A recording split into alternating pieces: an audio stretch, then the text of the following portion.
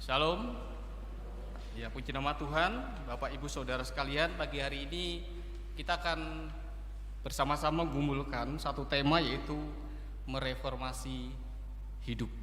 Ya, kita akan buka satu bagian firman Tuhan yang terambil dalam Roma 12 ayat yang kedua.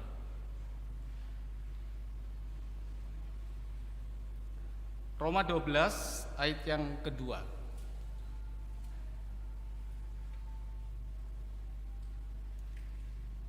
Bagi yang sudah menemukan bisa katakan amin. Amin. Baik, kita akan membaca bagian satu ayat ini bersama-sama dalam hitungan ketiga, yaitu Roma 12 ayat yang kedua.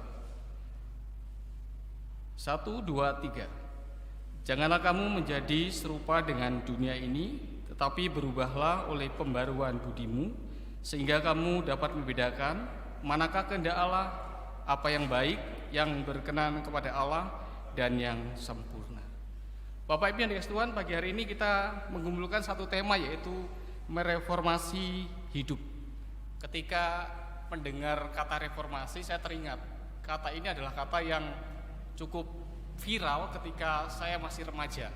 Ya, mungkin pada zaman itu sebelumnya tidak seluruh orang Indonesia ya mengerti kata reformasi, tetapi ketika tahun 97, 98, 99 ya kata ini begitu umum gitu ya. Bahkan anak kecil pun tahu. Waktu itu saya masih sekitar kelas 3 SMP ya, SMA ya, kelas 2 SMA ya. Ketika kata ini muncul, reformasi. Oh, reformasi satu gerakan ya. Kata yang begitu dikenal oleh sebagian, bahkan seluruh rakyat Indonesia pada saat itu. Dan pagi hari ini kita akan bersama-sama mengumpulkan satu tema, yaitu mereformasi hidup. Ketika kita bicara kata reformasi, apa sih yang muncul di dalam benak kita? Apakah reformasi itu? Ya, saya percaya sedikit banyak pasti kita sudah dapat menangkap ketika berbicara reformasi itu berbicara tentang apa. Ya, ketika saya lihat dari Kamus Bahasa Indonesia ya secara umum, ketika bicara reformasi itu adalah sebuah proses perubahan atau pembentukan kembali suatu tatanan yang lama diganti dengan tatanan kehidupan yang baru. Jadi ketika berbicara reformasi sebenarnya kita sedang berbicara tentang sebuah perubahan. Ya, ketika kita berbicara tentang reformasi itu adalah berbicara tentang harapan terjadinya sebuah perubahan. Lantas ketika kita berbicara mereformasi hidup, apa sih yang bisa kita definisikan dari kata ini? Ya, saya coba secara sederhana melalui pengertian umum yang sudah saya sebutkan, saya mendefinisikan ya mereformasi hidup itu sebagai satu gerakan atau sebuah proses hidup, ya, sebuah proses perubahan hidup yang diperlukan untuk setiap orang percaya, untuk setiap kita dapat melakukan kembali hal yang benar menurut pandangan Allah. Ketika berbicara mereformasi hidup itu berarti apa? Sebuah proses perubahan di mana sebuah perubahan itu membawa setiap orang-orang percaya atau anak-anak Tuhan itu untuk dapat melakukan kembali hal yang benar di hadapan Tuhan. Jadi ketika bicara mereformasi hidup adalah sebuah perubahan, sebuah proses perubahan yang terjadi supaya setiap orang yang mengalami itu boleh semakin mengenal kehendak Tuhan. Jadi mereformasi hidup berarti sebuah tantangan bagi kita. Sebuah tantangan yaitu supaya bagaimana kita setiap anak Tuhan boleh mengalami perubahan. Ada satu harapan Bapak Ibu yang dikasihi Tuhan, bahwa dunia ini perlu berubah. Ya, waktu tahun 98 itu 99 ya ada gerakan reformasi ya, 99 persisnya ketika Pak Gustus ya, ketika Pak Harto lengser ya, 98 99 ya. Ada harapan supaya ada perubahan hidup di masyarakat. Namun pertanyaannya seperti ini, apakah hal itu mungkin? Kemudian ujuk-ujuk akan berharap terjadinya perubahan di dalam masyarakat. Saya katakan ya mungkin saja, tetapi itu adalah sesuatu hal yang sangat sulit untuk terwujud. Oleh karena itu ketika kita berbicara perubahan, sebenarnya apa sih yang harus terjadi?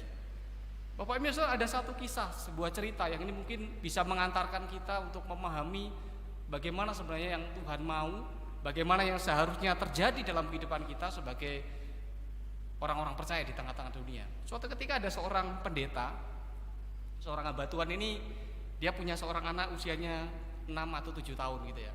Nah, suatu ketika karena anak usia 6-7 tahun seperti anak saya yang kedua, itu biasanya suka berkreasi, meluapkan segala keinginan itu langsung tanpa ada batasan-batasan gitu ya. Jadi kalau saya mau ini, ya lakuin aja gitu ya. Nah, suatu ketika pendeta ini sedang mempersiapkan khotbah untuk pelayanannya kepada jemaat. Nah, tiba-tiba anak ini bermain di sekitarnya gitu ya, bermain tanpa berpikir apakah yang dilakukan itu mengganggu papanya atau enggak. Ya akhirnya lama-kelamaan si pendeta tadi ya sedikit terganggu karena apa? Anaknya bermain di sebelah dan dia nggak bisa berkonsentrasi untuk mempersiapkan khotbah gitu ya. Dan akhirnya apa? Pendeta ini punya pemikiran. Dia melihat satu kertas ini peta gitu ya, satu kertas yang gambar peta gitu ya. Kemudian dia berpikir, bagaimana caranya supaya anak saya ini diem? Ya dia kemudian merobek. Dia panggil anakku sini, ayah punya teka-teki untuk kamu, gitu ya. Teka-teki, dan nanti kalau kamu berhasil, saya akan kasih hadiah sama kamu, gitu. Anaknya datang dengan semangat. Papa mau, ya kita akan bermain puzzle gitu ya, dirobek ya. Papa akan robek kertas ini, gambar peta ini, dan kemudian nanti kamu susun kembali dengan harapan apa? Pasti anak ini pusing, gitu ya. Akan nyusun peta yang tentu gambar yang tidak dia mengerti. Kemudian dirobeklah kertas itu dan disusunlah. Dan Bapak Ibu Tuhan kemudian dikasih ini, anakku susunlah. Ya pendeta ini pikir apa yang lama ini anak ini. Paling dia pusing mainkan itu dan kesulitan untuk menyusun. Akhirnya apa yang terjadi Bapak Ibu Tuhan? Beberapa saat ketika dia mulai berkonsentrasi, anak ini datang. Papa sudah selesai. Kaget dia. Kenapa sudah selesai? Wah hebat sekali anak saya. Loh kamu kok pintar sekali. Apa jawabannya anaknya? Bagaimana cara kamu mengerjakan? Dan ketika papanya lihat itu memang pas seperti yang diharap, gambar semula ya. Dia katakan apa? Saya nggak nyusun petanya kok gitu ya. Tapi saya di balik peta itu ada gambar orang gede gitu ya. Dan saya lihat gambar di sebaliknya, yang saya susun itu gambar yang di baliknya gitu ya. Gambar di baliknya sehingga apa? Melalui itu saya nggak terkonsentrasi gambar petanya, tapi gambar orang di baliknya. Dan kemudian papanya bilang, waduh, pintar juga anak ini ya. Nah, kemudian papanya mulai berpikir, ada satu pelajaran yang sebenarnya itu juga kemudian mengajar dia, yaitu apa? Kadang-kadang untuk mengubah sesuatu yang besar tidak dapat lebih mudah, tidak semudah seperti yang kita bayangkan. Yang paling langkah utama yang mungkin akan membuat semua itu mungkin terjadi adalah kita melakukan sesuatu yang ya sederhana dulu, melalui sesuatu yang sederhana. Anak tadi nggak berpikir gambar petanya, tapi ada gambar orang di baliknya, itu yang dia susun. Nah Bapak Ibu Saudara, ketika kita berbicara perubahan, reformasi berbicara tentang sebuah perubahan tatanan, apakah itu mungkin terjadi ketika orang-orang atau manusia di dalam ya masyarakat itu tidak mengalami perubahan? Tentu itu adalah sesuatu yang sulit. Harapannya reformasi, tetapi orang-orang pribadi-pribadi sama sekali tidak pernah mengalami perubahan hidup. Bapak Ibu Saudara, setiap orang percaya dipanggil oleh Tuhan adalah untuk menjadi agen-agen perubahan. Setiap kita ketika kita dipanggil dari kehidupan lama kita, kemudian kita menjadi orang-orang percaya, kita harus sadar, kita dipanggil tidak hanya untuk menikmati anugerah Tuhan, anugerah keselamatan untuk diri kita, tapi kita dipanggil untuk menjadi agen-agen perubahan di dalam dunia ini. Namun yang jadi pertanyaan, bagaimana saya sebagai orang percaya bisa menjadi agen-agen perubahan? Syaratnya satu, yaitu terlebih dahulu setiap kita harus mengalami perubahan. Syaratnya satu, supaya saya boleh mewujudkan kerinduan Tuhan itu dalam hidup saya, yaitu supaya kehidupan saya juga harus mengalami perubahan terlebih dahulu di dalam Tuhan. Bapak Ibu Tuhan, di dalam Alkitab pagi hari ini saya mengajak kita belajar, ada 3 tingkatan. 3 tingkatan perubahan yang itu perlu dialami oleh setiap kita. Ya, ada 3 tingkatan perubahan hidup yang itu harus dan pasti dialami oleh setiap orang yang sudah menerima Yesus, setiap orang yang percaya pada Yesus, dan setiap orang yang sudah mengalami kelahiran baru. Ada 3 perubahan. Yang pertama, Bapak Ibu Tuhan, adalah perubahan posisi. Ya, yang pertama itu perubahan posisi. Ini yang pertama. Yang awal adalah perubahan posisi. Perubahan yang pertama ini adalah perubahan yang terjadi seketika. Ya, perubahan posisi ini adalah perubahan yang terjadi seketika. Yaitu ketika seseorang itu mengaku secara pribadi baik dari mulutnya dan juga yang itu mewakili sesuatu yang dalam hatinya, mengaku bahwa Kristus itu adalah Tuhan dan juru selamat hidup mereka. Maka pada saat itulah pribadi itu sedang mengalami perubahan posisi, yaitu perubahan yang terjadi seketika. Posisi apa? Ya, posisi di mana sebelumnya mereka adalah orang-orang berdosa, orang-orang yang diperbudak oleh berdosa, kemudian mereka dibebaskan oleh Tuhan menjadi hamba Tuhan. Mereka yang sebelumnya disebut sebagai seteru-seteru Allah karena dosa, kemudian karena perubahan posisi ini, mereka menjadi sahabat-sahabat Allah, menjadi anak-anak Allah, dan menjadi orang-orang yang dekat dengan Allah. Ada perubahan posisi. Salah satu contoh, ya mungkin kita pernah membaca ya, beberapa kali pasti dikhotbahkan di mimbar ini tentang peristiwa penyalipan Tuhan. Ada dua orang di sebelah Tuhan ya, yang satu dan yang kanan dan yang kiri. Dan yang salah satu itu adalah orang yang kemudian menerima perwujudan daripada perubahan ini, yaitu ketika dia katakan, ingatlah aku Tuhan. Maka Yesus katakan apa? Saat ini juga engkau akan bersama-sama dengan aku di Firdaus. Ini menunjukkan apa? Ketika dalam kehidupan orang percaya, perubahan yang harus dialami oleh orang percaya, yaitu perubahan posisi. Dan perubahan ini adalah perubahan yang terjadi seketika. Jadi ketika kita bicara ya bagian ini tadi di dalam petunjuk kehidupan disebutkan Paulus memakai istilah ciptaan baru. Yang lama dan kemudian yang baru telah datang. Itulah posisinya. Jadi setiap orang orang percaya yang pertama-tama ketika mereka diutus oleh Tuhan ke dunia, mereka harus mengalami perubahan. Yang pertama yang perlu terjadi dalam hidup mereka, yaitu perubahan posisi. Yang jadi pertanyaan bagi kita, ini perenungan pribadi bagi kita. Apakah kita sudah mengalami perubahan yang pertama ini, perubahan tingkat pertama ini? Apakah kita sudah, setiap orang percaya ini, setiap kita yang ada di dalam ruangan ini maupun kita yang di rumah, kita sudah benar-benar menerima Kristus itu dalam hati kita sebagai juru selamat kita? Mengaku bukan hanya dari mulut saja ketika kita di CD, tetapi itu adalah sesuatu ekspresi yang memang mewakili sesuatu yang dari dalam kita. Namun kita perlu ingat bahwa apa? Perubahan ini perlu terjadi dalam hidup kita, yaitu perubahan posisi, yaitu semula kita adalah seteru Allah, kemudian kita diubah menjadi umat-umat Allah, sahabat-sahabat Allah, dan orang-orang yang dikasihi Allah. Itu yang pertama Bapak Ibu Tuhan. Tiga tingkatan perubahan kehidupan yang itu harus dialami oleh orang percaya. Yang pertama perubahan posisi. Ini menjadi perenungan kita. Yang kedua Bapak Ibu Tuhan, ini adalah kelanjutan daripada perubahan tingkat pertama, yaitu perubahan perilaku. Bapak Ibu Tuhan, perubahan perilaku ini diawali oleh perubahan pikiran yang dikaryakan oleh kelahiran baru atau yang disebut perubahan posisi tadi. Perubahan ini diawali oleh perubahan pikiran yang ketika kita berbicara tentang bagian ini, perubahan ini, Rasul Paulus dalam Roma 12 ayat 2 dia katakan pakai istilah pembaruan budimu. Ada perubahan perilaku, perubahan pikiran. Dan yang berbicara ketika kita bicara tentang apa sih sebenarnya perilaku ini berbicara tentang karakter, ya, berbicara karakter yang lama, ya, kita datang dari berbagai latar belakang yang berbeda, dari suku yang berbeda, dengan gaya yang berbeda, bahkan dengan pikiran-pikiran yang berbeda. Ketika kita datang, Tuhan secara lambat laut mempersatukan kita, dan karakter kita juga terus diubah. Proses ini adalah proses yang tidak terjadi seketika. Berbeda dengan yang pertama tadi. Kalau yang pertama perubahan posisi ini adalah perubahan yang terjadi seketika.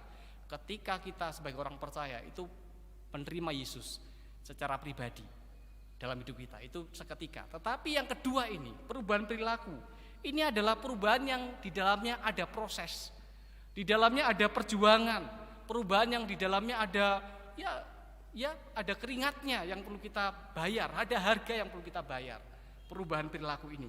Namun hal ini juga perlu terjadi dalam hidup kita. Yang kedua, yang pertama tadi perubahan posisi, yang kedua perubahan perilaku. Setiap kita adalah orang-orang yang sudah dipanggil Tuhan. Setiap kita adalah orang-orang yang sudah dipilih oleh Tuhan untuk menjadi agen perubahan. Namun kita juga perlu berubah terlebih dahulu. Yang pertama kita harus berubah di dalam secara posisi kita harus mengalami perubahan posisi. Dan yang kedua, kita juga harus mengalami perubahan perilaku. Seperti yang saya sebutkan bahwa perubahan ini bukanlah perubahan yang terjadi seketika, ada proses.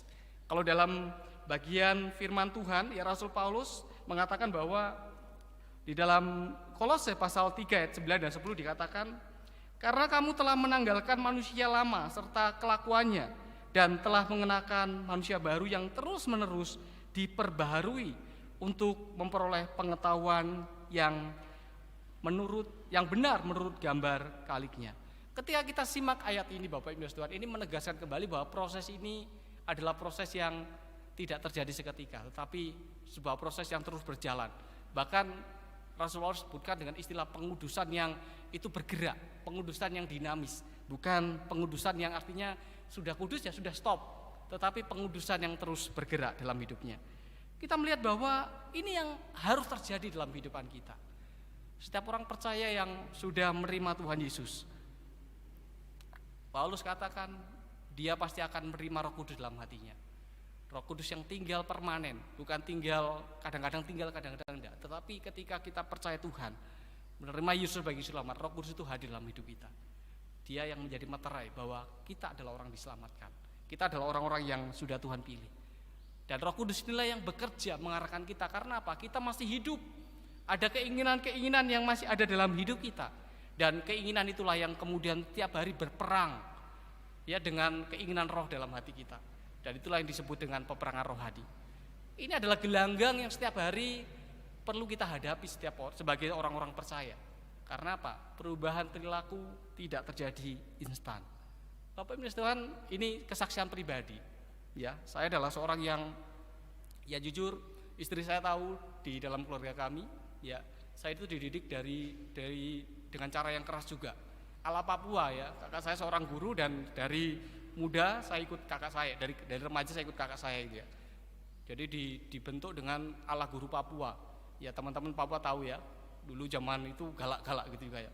Belajar nggak main pukul ya, kakak saya seperti itu. Jadi saya terbentuk keras dan kemudian itu terbawa dalam kehidupan saya gitu ya, kehidupan saya. Namun kemudian ketika saya terima Tuhan, ya saya katakan tidak instan itu hilang, tetapi bertahap. Itu kemudian dikikis. Bahkan kadang-kadang ya ini perjuangan juga, kadang-kadang juga karakter lama itu juga muncul ya. Wah, galak gitu ya. Tetapi karena itu dibalut, Roh Kudus kemudian membalut, maka itu menjadi sesuatu yang membangun. Karakter lama yang itu cenderung membuat kerusakan, tetapi karena sudah ada Kristus dalam diri saya, dalam kehidupan kita sebagai orang percaya, karakter itu dipakai untuk sesuatu yang baik, membangun orang lain. Jadi itu yang terjadi. Perubahan yang kedua yang harus dihadapi oleh setiap kita, yaitu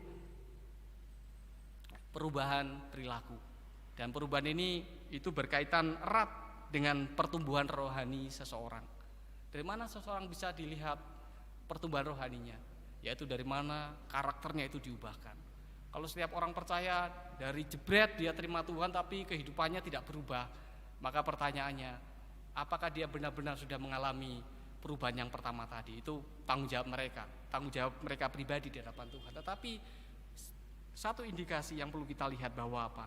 Perubahan perilaku ini menjadi satu gambaran bagaimana pertumbuhan rohani seseorang itu dalam kehidupannya. Jadi dua perubahan ini yang perlu kita lihat.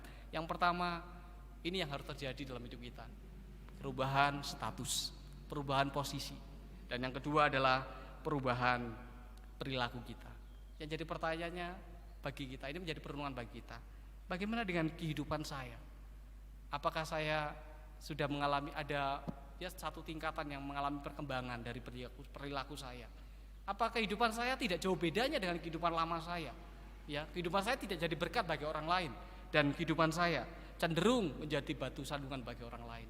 Ini menjadi satu pertanyaan yang harusnya terus-menerus ada dalam hidup kita, sehingga kita boleh mewujudkan keridhaan Allah, yaitu kita boleh menjadi agen-agen perubahan. Yang terakhir Bapak Ibu Tuhan, perubahan yang ketiga yang itu harus terjadi dalam hidup kita. Yang pertama, perubahan posisi wajib terjadi. Perubahan perilaku itu sebagai satu bentuk perwujudan daripada perubahan pertama. Dan yang ketiga, yang mengikuti semua itu, yaitu perubahan di dalam komunitas, perubahan di dalam persekutuan. Bapak Ibu Tuhan, kita sadar bahwa ketika kita sebagai orang-orang percaya, kita juga kita diutus sebagai agen-agen perubahan gitu ya, sebagai utusan-utusan untuk membawa perubahan, karena kita adalah orang-orang yang membawa perubahan. Ketika kita hadir dalam sebuah komunitas masyarakat, kita sadar di situ ada hal-hal yang itu saling berinteraksi, ya saling bersentuhan, berhubungan satu dengan lain, dan ada dua dampak yang ditimbulkan. Yang pertama itu bisa positif bagi kita dan juga bisa negatif bagi kita. Nah, disinilah anak-anak Tuhan hadir, ya kita sebagai orang-orang yang sudah mengalami perubahan itu hadir. Dan apa yang Tuhan mau, yaitu supaya kita juga boleh mewujudkan posisi kita sebagai anak Tuhan yang Tuhan gambarkan dalam Matius 5 itu sebagai garam dan terang.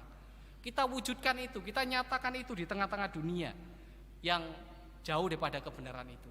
Jadi kehidupan kita sebagai orang-orang percaya, ketika kita hadir dalam lingkup komunitas masyarakat, kita tidak terbawa di dalamnya.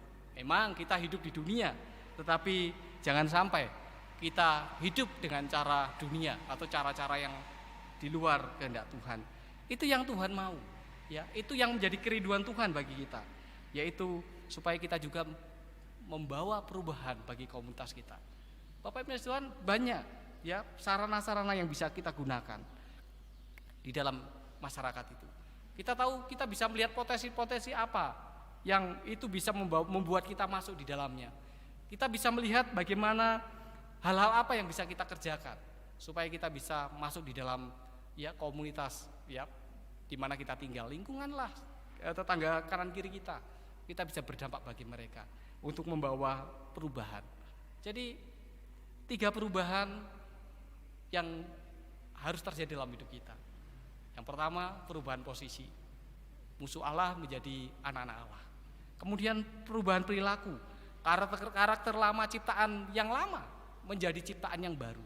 Dan yang ketiga, membawa perubahan di dalam komunitas, yaitu supaya kita menyatakan peranan kita, fungsi kita sebagai agen-agen Allah, yaitu sebagai garam dan terang dunia. 3 hal. Ketika bicara mereformasi hidup, berarti ini adalah proses seumur hidup. Ketika Tuhan bilang cukup sudah, berarti kita dipanggil Tuhan. Dan setiap hari kita akan menghadapi itu semua. Tetapi kita perlu melihat 3 hal ini, bahwa apa? Kita berjuang untuk mengalami itu. Apakah saya sudah mengalami ketiga hal itu dalam hidup saya?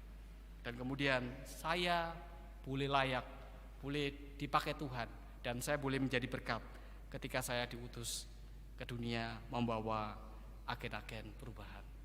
Bapak Ibu Tuhan, kiranya Tuhan menolong kita di dalam setiap pergumulan kita masing-masing, di dalam memenuhi panggilan Allah ini, di dalam kita boleh mengejar ya mewujudkan kerinduan Allah, yaitu terjadinya perubahan hidup, terjadinya reformasi yang perubahan tatanan kehidupan dalam kehidupan masyarakat. Maka kita ingat bahwa kita harus memulainya dari diri kita terlebih dahulu. Mari alami perubahan hidup, maka kita bisa mengubah orang lain. Ya, saya ingat satu slogan dari Aqua, mulai dari diri kita. Gitu ya. Artinya apa? Ketika kita mau berharap orang lain melakukan sesuatu, mengalami suatu hal, maka kita perlu memulai dari diri kita. Sesuatu yang luar biasa. Dan kiranya firman Tuhan ini menolong kita untuk kita semakin mengerti kehendak Tuhan dalam hidup kita, dan kita semakin dipakai Tuhan untuk menjadi berkat dan menjadi agen-agen perubahan dimanapun kita tinggal. Amin. Tuhan memberkati. Mari kita berdoa. Bapa kami yang di surga, kami bersyukur untuk firman Tuhan yang boleh kami renungkan, dan bersyukur ketika Tuhan sudah memanggil kami menjadi umat-Mu. Namun kami sadar, kami ingat kami bukan hanya dipanggil untuk menikmati setiap anugerah Tuhan, tapi Tuhan ingin memakai kami untuk menjadi pionir-pionir perubahan di dalam kehidupan masyarakat. Namun kami diingatkan bahwa untuk mewujudkan kerinduan Allah itu, maka kami perlu mengalami 3 hal, 3 perubahan dalam hidup kami, yaitu perubahan posisi kami, yang awalnya adalah orang-orang berdosa, tetapi kami menjadi orang-orang yang diampuni. Kami juga perlu mengalami perubahan perilaku kami, dan kemudian kami juga boleh membawa perubahan hidup kami itu kepada komunitas di mana kami berada. Berkati firman-Mu Tuhan, berkati kami sekalian. Kiranya ini adalah proses yang terjadi dalam hidup kami, dan kami mau tunduk di dalam proses Tuhan, yaitu proses di mana kami semakin hari semakin diubahkan, mengalami perubahan, dan semakin hari menjadi serupa seperti halnya Tuhan Yesus. Berkati firman-Mu, berkati kami sekalian, dan kiranya Tuhan boleh menolong kami. Demi nama Tuhan Yesus kami berdoa. Amin.